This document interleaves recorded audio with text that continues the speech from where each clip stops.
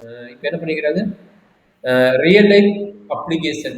Real life application சொல்றாங்க, worker இருக்கிறாங்க டபிள்யூன்னு, task இருக்குது. அப்போ worker 2 worker W1, W2 worker இருக்கிறாங்க. டாஸ்க்னா இன்னைக்கு வந்து நீங்க இதை கம்ப்ளீட் பண்ணிட்டு போகணும் அப்படிங்கிறது கொடுக்குறாங்க. சார் கம்ப்ளீட் பண்ணிட்டு கொடுக்கும்போது என்ன நடக்குது அப்படின்னா, இப்போ பார்த்தீங்கன்னா அவனே கொடுக்குறான். W1ங்கிறது வந்து என்ன டாஸ்க் கொடுக்குறாங்களோ அந்த டாஸ்க்கை அவன் கம்ப்ளீட் பண்ணிட்டு போயிருக்கணும். W2க்கு என்ன ஒர்க் கொடுக்குறானோ அந்த டாஸ்க்கை கம்ப்ளீட் பண்ணிட்டு போயிருக்கணும். அவன் வந்து W3 குடுக்கல. பட் W2, T1 டெஸ்ட் பண்ணிக்கோங்க. It's important. ஓகேங்களா? Work and corresponding task daily work பண்றவங்களுடைய அவங்களோட டாஸ்க் என்னவோ அதை கம்ப்ளீட் பண்ணிக்கிறாங்களா இல்லையான்னு செக் பண்றதுக்கு it's one of the example of the five partible graph. நம்ம ரெண்டு பெஸ்ட் பண்றது அவங்கவுங்க டாஸ்க் அவங்கவுங்க கம்ப்ளீட் பண்ணாதான் நீங்க ஒரு வெளியே போக முடியும், உங்க ஜாப் கம்ப்ளீட் ஆன மாதிரி இல்லைன்னா கம்ப்ளீட் ஆன மாதிரி கிடையாதுன்னு கட் பண்ணி கொடுத்துக்கிறாங்க. அதை பேஸ் பண்ணி இது பண்ணிக்கிறாங்க. சரிங்களா? அடுத்தது பார்த்தீங்கன்னா டிஸ்கனெக்டட் கிராஃப். டிஸ்கனெக்டட் பைபார்ட்டிபிள் கிராஃப்னா என்னது, ரெண்டு கிராஃபுக்கு லிங்க் இருக்காது. ரெண்டு கிராஃபுக்கு லிங்க் இருக்காது. அப்போ 1 இங்கே இருக்கும், இங்கே ஏபி இருக்குது. அடுத்தது 2, 3 இங்கே இருக்குது, சிடி இங்கே இருக்குது. ஸோ எப்படி கனெக்ட் பண்ணிக்கிறாங்க பாருங்க. 1 வந்து ஏக்கும் கனெக்ட் ஆகும், பிக்கும் கனெக்ட் ஆகும். 1 வந்து என்ன ஆகுது, ஏக்கும் கனெக்ட் ஆகுது, பிக்கும் கனெக்ட் ஆகுது. அதே மாதிரி 2, 3 என்ன ஆகுது,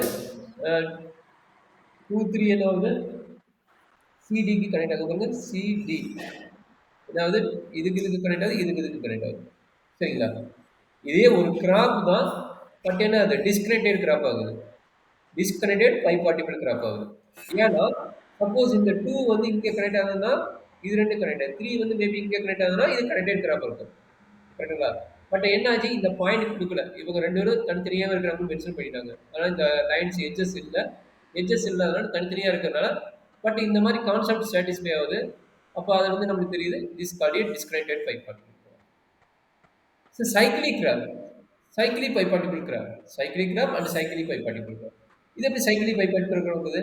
any close curve is called இந்த 4 எட்ஜஸ் எங்க இங்கே லிங்க் ஆகாத இருக்கிறனால இது வந்து சைக்கிளிக் பை பார்ட்டிபிள் கிராப். இது எப்படி எட்ஜஸ் எடுத்துக்கிறாங்க, யூங்கிற செட்டை வந்து 1,3ன்னு எடுத்துக்கிறாங்க. விங்கிற செட்டு என்ன எடுத்துக்கிறாங்க, விங்கிற செட்டு வந்து 2,4 எடுத்துட்டாங்க. ஸோ இது எப்படி பை பார்ட்டிகுலர் கிராப் பண்ணுறது? இது வந்து சைக்கிளிக் கிராப். இது ஜஸ்ட் சைக்கிளிக் கிராப். இது வந்து எப்படி பை பார்ட்டிகுலர் ப்ரிவைட் பண்ணுதா, இங்கே 1 என்ட்ரி பண்ணிக்கங்க, இது 3 என்ட்ரி பண்ணிக்கோங்க, இங்கே 2, 4 என்ட்ரி பண்ணிக்கோங்க. இப்போ என்ன ஆகுது, அவனே எட்ஜஸ் கொடுத்துட்டான். 1 to 2, 1 to 2 கனெக்ட் ஆயிடுச்சு. அடுத்து என்னங்கிறாங்க 2 to 3, 2 to 3யும் கனெக்ட் ஆயிடுச்சு. 2 to 3 கனெக்ட் ஆயிடுச்சு. அடுத்து என்னங்கிறாங்க 3 to 4, 3 to 4ம் கனெக்ட் ஆயிடுச்சு. அடுத்து என்னங்கிறாங்க 4 to 1, 4 to 1ம் கனெக்ட் ஆயிடுச்சு. அப்போ என்னாச்சு, இந்த 1க்கு 3க்கு டைரக்டா லிங்க் இருக்குதா? இல்லை.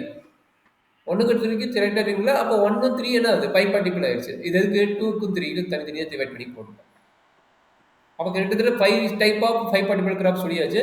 இதுதான் நம்மளுடைய ஃபைவ் பார்ட்டிபிளோட எக்ஸாம்பிள். ரியல் லைஃப் எக்ஸாம்பிள் வந்து நம்ம 3 டிவைட் பண்ணியாச்சு. மேலே பேசிக் வந்து complete five partible graph and simple five partible graph பற்றி நம்ம பேசியாச்சு. That's all.